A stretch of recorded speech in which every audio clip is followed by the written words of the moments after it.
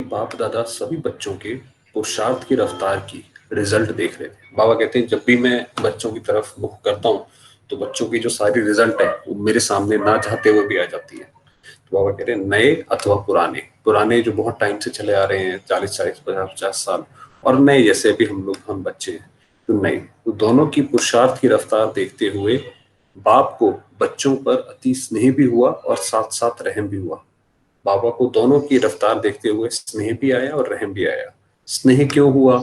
देखा कि छोटे बड़े परिचय मिलते, परिचय के साथ अपने यथाशक्ति प्राप्ति के आधार पर पास्ट लाइफ और वर्तमान ब्राह्मण लाइफ दोनों में महान अंतर अनुभव करते। तो बाबा कह रहे हैं कि चाहे नए हैं चाहे पुराने हैं, जैसे ही उनको परिचय मिला तो हमारी पहले की लाइफ क्या थी और हमारी अभी की लाइफ क्या है उसमें महान अंतर दिखाई पड़ता है, मगर वो अपनी यथाशक्ति के हिसाब से दिखाई पड़ता है, किसी को थोड़ा किसी को ज्यादा। अनुभव करते भटकते हुए का सहारा दिखाई देते हुए, अनुभव करते भटकते हुए का सहारा दिखाई देते हुए निश्चय बुद्धिमान एक दो के सहयोग से, एक दो के अनुभव के आधार से मंजिल की ओर चल पड़े हैं। तो बाबा कहते हैं एक एक जो है कुछ सेट ऑफ बच्चे जो हैं वो ऐसे हैं कि उन्होंने जितनी अपनी यथाशक्ति के हिसाब से जितना अंतर उन्हें दिखाई पड़ता है और वो उस हिसाब से निश्चय बुद्धिमान एक दूसरे का सहयोग लेते हैं और एक दूसरे के अनुभव से आगे बढ़ते हैं।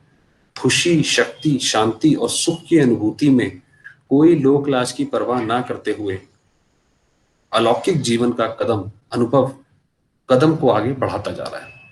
बाबा ने कहा वो किसी भी लोक लाज की परवाह नहीं कर रहे हैं और अलौकिक जीवन में आगे बढ़ते जा रहे हैं। प्राप्ति के आगे कुछ छोड़ रहे हैं व त्याग कर रहे हैं, कोई सुध-बुध नहीं रहती है। इसलिए बाबा ने बोला कि स्नेह आया, क्योंकि बच्चों ने इतना त्याग किया कि उन्हें कोई सुध-बुध नहीं है। पाप मिला, सब कुछ मिला। उस खुमारी व नशे में त्याग भी त्याग नहीं लगता। याद और सेवा में तन मन धन से लग गए। पहला नशा, पहली खुशी, पहला उमंग, उत्साह न्यारा और अति प्यारा अनुभव किया। ये त्याग और आदिकाल का नशा त्रिकालदर्शी मास्टर ज्ञान सागर, मास्टर सर्वशक्तिमान की स्थिति का पहला जोश। ये बाबा बता रहे हैं कि क्या कहते हैं जो ऐसे इस तरह के बच्चे हैं उनका क्या क्या किस तरह से उनके संकल्प चलते हैं। तो त्रिकाल यह त्याग जो एक तो किया और आदिकाल का नशा त्रिकालदर्शी मास्टर ज्ञान सागर, मास्टर सर्वशक्तिमान की स्थिति का पहला जोश, जिसमें होश कुछ नहीं, पुरानी दुनिया का सब कुछ तुच्छ अनुभव हुआ, असार अनुभव हुआ। तो बाबा ने कहा जिसको ये अनुभव हुआ उसके अंदर से ये फीलिंग आई कि इस दुनिया में जो भी है वो जैसे कि असार है, उसकी कोई वैल्यू नहीं है। ऐसी हरेक की पहली स्टेज देखते हुए अति स्नेह हुआ कि हरेक ने बाप प्रति कितना त्याग और लगन से आगे बढ़ने का पुरुषार्थ किया। क्या होता है जब हम ज्ञान में चलते हैं, जब हम शुरुआत में ज्ञान में चलते हैं तो बहुत अच्छा लगता है, जोश भी बहुत रहता है और बहुत अलग अलग तरह के अनुभव भी होते हैं। तो इसीलिए बाबा बता रहे हैं जब वो अनुभव होते हैं, इसीलिए बाबा ने कहा पहली स्टेज, सबकी पहली स्टेज ये थी कि जो बाबा ने पूरी एक्सप्लेन करी कि ना लोक लाज की परवाह ना कुछ, ऐसे करके आगे बढ़ते जा रहे हैं। ऐसे त्यागमूर्त ज्ञानमूर्त निश्चय बुद्धि बच्चों के ऊपर बाप दादा भी अपने सर्व संपत्ति सहित कुर्बान हुए। तो ऐसे जब क्योंकि हम बाबा के ऊपर कुर्बान है तो बाबा भी हमारे ऊपर कुर्बान है पूरी संपत्ति से। जैसे बच्चों ने संकल्प किया बाबा हम आपके हैं, वैसे बाप ने भी रिटर्न में यही कहा कि जो बाप का सो आपका। ऐसे अधिकारी भी बने। लेकिन आगे क्या होता है, चलते चलते जब महावीर अर्थात रूहानी योद्धा बन माया को चैलेंज करते हैं, विजयी बनने का अधिकार भी समझते हैं, लेकिन माया के अनेक प्रकार के वार को सामना करने के लिए दो बातों की कमी हो जाती है। बाबा कह रहे हैं पहली स्टेज तो थी वो बहुत अच्छी थी सारे बच्चों की। उसके बाद जब हमने बोला कि हम बाबा के, तो बाबा भी जैसे हमारे ऊपर कुर्बान हो गया, वो भी हर जगह हमारी रक्षा करेगा, सब कुछ करेगा। बाबा कहता है फिर उसके बाद जब आप एक महावीर बन जाते हैं, एक पावरफुल एक स्टेज में आ जाते हैं, तब फिर माया का जो वार होता है उसमें क्या कमी हो जाती है, वे दो बातें कौन सी है, एक सामना करने की शक्ति की कमी और दूसरा परखने और निर्णय शक्ति की कमी। सामना करने की शक्ति, मान लीजिए कोई व्यक्ति है आपके सामने, वो क्या कहते हैं सही तरीके से नहीं चलता है या जो भी है, तो उसका सामना कैसा करा जाए? या तो कभी क्या कहते हैं, कभी हमने स्टैंड लेना होता है तो हम स्टैंड नहीं लेते हैं, या फिर कभी यहाँ पे चुप रहना होता है वहां चुप नहीं रहते हैं। तो ये सामना करने की शक्ति हो गई। दूसरा, परखने और निर्णय करने की शक्ति, कि ये परख के पता पड़े कि इस वक्त क्या निर्णय लेना है। इन कमियों के कारण माया के अनेक प्रकार के वार से कब हार कब जीत होने से, कब जोश कब होश में आ जाते हैं। वही बात करी कि जहां पे कभी कभार जोश में भी आना पड़ता है, कभी कभार थोड़ा सा होश में भी रहना पड़ता है। सामना करने की शक्ति कारण पाप को सदा साथी बनाना नहीं आता है, क्योंकि सामना करने की अगर शक्ति कम है तो वो किस वजह से कम है? क्योंकि बाप को साथी बनाना नहीं आता, साथ लेने का तरीका नहीं आता। सहज तरीका है अधिकारीपन की स्थिति। ये अधिकारीपन की स्थिति का मतलब है कि शिव बाबा पे हमारा अधिकार अनुभव हो, इतना हमारा शिव बाबा से नजदीकी रिश्ता हो कि उसके ऊपर हमें अधिकार अनुभव हो। इसलिए कमजोर देखते हुए माया अपना वार कर लेती है, क्योंकि बाबा के साथ नहीं है। अगर हम अपने सर्वशक्तिमान साथी के साथ नहीं है तो माया अपना वार करती है। फिर परखने की शक्ति ना होने का कारण बुद्धि की एकाग्रता नहीं है, कि क्योंकि अगर हम कोई भी चीज को परख तब पाएंगे जब बिल्कुल हमें चीजें साफ साफ दिखाई पड़ेंगी। उसके लिए बुद्धि की एकाग्रता चाहिए। व्यर्थ संकल्प व अशुद्ध संकल्पों की हलचल है। एक में सर्व रस लेने की एक रस स्थिति नहीं है, क्योंकि आत्मा को अलग अलग रसों में हमने फंसा रखा है, कभी कोई रस कभी कोई रस। इसी वजह से उसकी जो स्थिति है वो एक रस नहीं है। अनेक रस में बुद्धि और स्थिति डगमग होती है। इस कारण परखने की शक्ति कम हो जाती है। अब क्या होता है कि जनरली बाबा ने बताया कि कई आत्माएं ऐसी होती हैं उनको दोनों दुनिया का बहुत अच्छा चाहिए होता है। वो ये करते हैं कि बाबा के ज्ञान में भी चलते रहें और जैसे घर वगैरह में भी रहते हैं तो वहां पे भी अपना जो भी उनका बेस्ट हो सकता है वो भी करें। क्योंकि उसमें क्या होता है कि अगर हमने बुद्धि को अलग अलग रसों में लगा रखा है कि उसे ये भी देखना है वो भी देखना है, खाना भी अच्छा है, ऐसा भी करना है वैसा भी करना है, और फिर बाबा को भी याद करना है, तो फिर वो स्थिति एक रस नहीं रहेगी। और नापन एक परखने के कारण माया अपना ग्राहक बना देती है। ये माया है ये भी पहचान नहीं सकते। बाबा कहने कई बार तो ऐसे हो जाते हैं कि ये माया आ रही है नहीं आ रही है वो भी नहीं पहचान सकते, ये रॉन्ग है ये भी जान नहीं सकते, और ही माया के ग्राहक अथवा माया के साथी बन पाप को व निमित्त बनी आत्माओं को भी अपनी समझदारी पेश करते हैं। ये तो होता ही है। बाबा कहते हैं वो जब क्या कहते हैं इतने उसके ही वकील बन जाते हैं जाकर के। तो अगर कोई गलती होती है, मान लीजिए कोई चीज है, तो उसको बोलेंगे नहीं ये इतना तो होता ही है, ऐसे तो चलता ही है। बाकी जो आत्माएं जो सही बताने वाले होती हैं उनको भी बोलेंगे जब तक संपूर्ण बने तब तक ये बातें तो होंगी, ऐसे तो चलता ही रहेगा। ऐसे कई प्रकार के विचित्र पॉइंट्स माया के तरफ से वकील बन बाप के सामने व निमित्त बने हुए के सामने रखते हैं। ये विचित्र जो पॉइंट्स हैं बाप के सामने शिपावत से जब योग लगाएंगे तो बाबा इतना तो होगा ही ना, ऐसे तो चलेगा ही, ये तो आलस सारे ही करते हैं, या ऐसे ये वाला तो सारे ही होता है। या निमित्त बने हुए जो बहनें हैं जो बाबा ने निमित्त बनाई हैं उनके सामने रखते हैं, क्योंकि माया के साथी बनने के कारण अपोजिशन पार्टी के बन जाते हैं, क्योंकि दूसरी पार्टी में चले गए तो इसलिए विकारों की पैरवी करने लग जाते हैं कि ये इतना तो होगा ही, इतने तो चलेगा ही। मायाजीत बनने की पोजीशन छोड़ देते हैं, कारण परखने की शक्ति कम है। ये परख ही नहीं पाते कि ये माया है कि नहीं है, उन्हें लगता है ये तो नेचुरल है, ये तो हमारा ही है। ऐसे वंडरफुल और रमणीक केस बाप दादा के सामने बहुत आते हैं।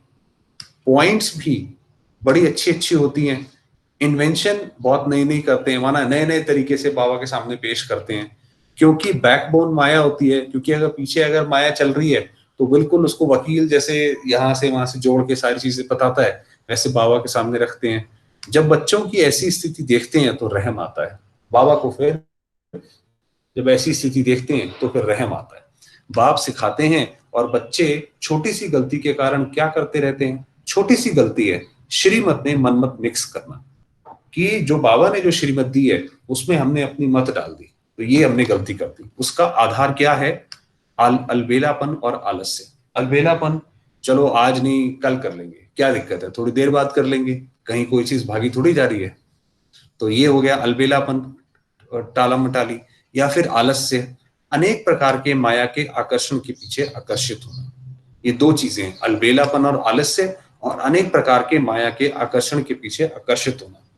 इसलिए जो पहला उमंग और उत्साह करते हैं वह चलते चलते मायाजीत बनने की संपूर्ण शक्ति ना होने के कारण कोई पुरुषार्थहीन हो जाते हैं। पुरुषार्थहीन माना ये तो हमसे होता ही नहीं है, बिल्कुल पुरुषार्थहीन हो गए, अब ये हमसे पुरुषार्थ ही नहीं हो रहा आगे। क्या करें, कब तक करें, ये तो पता ही नहीं था। ये जो पुरुषार्थ, इनकी भाषा है वो ये है, अरे ये तो बहुत सारा है, अरे तो कैसे करेंगे हम, इतना कब तक करेंगे हम। ऐसे व्यर्थ संकल्पों के चक्कर में आ जाते हैं। लेकिन ये सब बातें साइड सीन अर्थात रास्ते के नजारे हैं, मंजिल नहीं है। इनको पार करना है, ना कि मंजिल समझकर यहीं रुक जाना है। बाबा कह रहे हैं ये हमें पता होना चाहिए कि ये सब तो पार करना है हमें। लेकिन कई बच्चे इसको ही अपनी ही मंजिल, और मेरा पार्ट ही ये है, वह मेरी तकदीर ही ये है, ऐसे रास्ते के नजारे को ही मंजिल समझ वास्तविक मंजिल से दूर हो जाते हैं। ऐसी लेकिन ऊंची मंजिल पर पहुंचने के पहले आंधी तूफान लगते हैं। स्टीमर को उस पार जाने के लिए बीच भंवर से क्रॉस करना ही पड़ता है। इसलिए जल्दी में घबराओ मत, थको मत, रुको मत। कि जब हमें नदी पार करनी है तो नदी का जो बीच का जो भंवर है, जहां पे नदी सबसे ज्यादा गहरी होती है, वो तो हमें पार करना ही पड़ेगा। तो बाबा कहता है इसलिए डरो घबराओ मत, कोई बात नहीं। साथी को साथ बनाओ तो हर मुश्किल सहज हो जाएगी। शिव बाबा को साथ रखो, सब मुश्किल सहज हो जाएगी। हिम्मतवान बनो तो मदद मिल ही जाएगी। सी फादर करो, मतलब जैसे ब्रह्मा बाबा ने किया, ब्रह्मा बाबा के ऊपर क्या नहीं आई। बाकी महात्मा गांधी के साथ तो एक चीज हुई, बाकी लोगों के साथ तो एक एक चीज हुई, ब्रह्मा बाबा के साथ तो पता नहीं कितनी चीजें हुई, मगर बाबा ने तो हमेशा शिव बाबा को साथ रखा। तो ऐसे को हम अपनी प्रेरणा बनाए कि सी फादर करो, कि ब्रह्मा बाबा ने क्या किया उस टाइम करो। फॉलो फादर करो तो सदा सहज, उमंग उत्साह, उमंग उल्लास जीवन अनुभव करेंगे। रास्ते चलते कोई व्यक्ति या वैभव को आधार नहीं बनाओ। माना जैसे हम इस पुरुषार्थ के मार्ग पे चल रहे हैं और हमने ये तय किया है कि हम संपूर्ण बनेंगे बनेंगे, और उसके बीच में किसी व्यक्ति को आधार बना लिया कि फला व्यक्ति अच्छा है, या मेरा पुरुषार्थ इसी के हिसाब से है, या किसी वैभव को आधार बना लिया, वो चीज नहीं होनी चाहिए। जो आधार ही स्वयं विनाशी है, वह विनाशी प्राप्ति क्या करा सकता है। एक बल, एक भरोसा, इस पाठ को सदा पक्का रखो। जैसे वो क्या कहते हैं, आरती में भी आता है कि एक एक आपकी ही आस है, आस करूं मैं किसकी। एक बल एक भरोसा, माना कि सिर्फ शिव बाबा ही हमारी मदद करेगा, और उसी के बल पे हमें भरोसा है, ना किसी व्यक्ति के बल पे है, ना किसी साधनों के बल पे है, ना धन के बल पे। इस पाठ को सदा पक्का रखो तो बीच भंवर से सहज निकल जाएंगे। तो जो भी ये बीच भंवर अलग अलग चलते हैं उसमें हम निकल जाएंगे, और मंजिल को सदा समीप अनुभव करेंगे। तो ऐसा लगेगा मंजिल आ गई। अगर साथी अगर हमारा स्ट्रांग होगा तो साथी को अपने साथ रखेंगे, स्ट्रांग तो है वो, साथ में रखेंगे। सुना ये थी, अच्छा सुना ये थी पुरुषार्थियों की रिजल्ट, मेजॉरिटी बीच भंवर में उलझ रहे हैं। बाबा के हैं काफी सारे बच्चे हैं बाबा के जो किसी ना किसी भंवर में, कोई परिस्थिति, कोई शरीर, किसी ना किसी भंवर में उलझे हुए हैं। लेकिन बाप कहते हैं ये सब बातें अपने मंजिल में आगे बढ़ने की गुड साइन समझो। जैसे विनाश को गुड साइन, कल्याणकारी कहते हो, ये परीक्षाएं भी परिपक्व करने का आधार है। बाबा कहता है जितनी भी परीक्षाएं आती हैं वो आपको, जैसे आपको पेपर लेके पक्का कर देती है कि चलो ये वाली चीज से पक्के हुए, मार्ग क्रॉस कर आगे बढ़ रहे हैं, ये निशानियां हैं कि मतलब नई नई अगर हमारे सामने परिस्थितियां जो भी आ रही हैं तो इसका मतलब हम धीरे धीरे आगे बढ़ रहे हैं। ये सब बातों को देखते हुए घबराओ मत, सदा यही संकल्प रखो कि अब मंजिल पर पहुंचे की पहुंचे, कि अब हम बस संपूर्णता की जो हमारी मंजिल है कि सतयुग में जाना है और बाबा के पास जाना है, उस पे बस पहुंचे ही पहुंचे। समझा। जैसे बिजली की हलचल पसंद नहीं आती, एक रस स्थिति पसंद आती है। कई बार क्या होता है, जैसे बाबा आते हैं तो लाइट कई बार आती जाती है, तो वो कह रहे हैं कि जैसे बिजली की हलचल पसंद नहीं आती है, एक रस, हमें ये चाहिए लाइट ये सब एक साथ एक जैसा चलता रहे, बार बार उसमें चेंज ना हो। ऐसे बाप को भी बच्चों की एक रस स्थिति पसंद आती है। ऐसे बाबा भी चाहता है कि बच्चों की भी एक रस स्थिति हो, ना हिले ना डुले। ये प्रकृति खेल करती है लेकिन ऐसा खेल नहीं करना। वो बिजली शायद आ जा रही होगी, इसलिए बाबा कह रहे हैं कि ऐसा खेल नहीं करना, सदा अचल अडोल अटल रहना। ऐसे मास्टर नॉलेजफुल, सदा सक्सेसफुल, सदा हर्षित रहने वाले, माया के सर्व आकर्षण से परे रहने वाले, मंजिल के समीप पहुंची हुई आत्माओं को बाप दादा का याद प्यार, नमस्ते। चलिए थोड़ी देर हम बाबा को याद करें।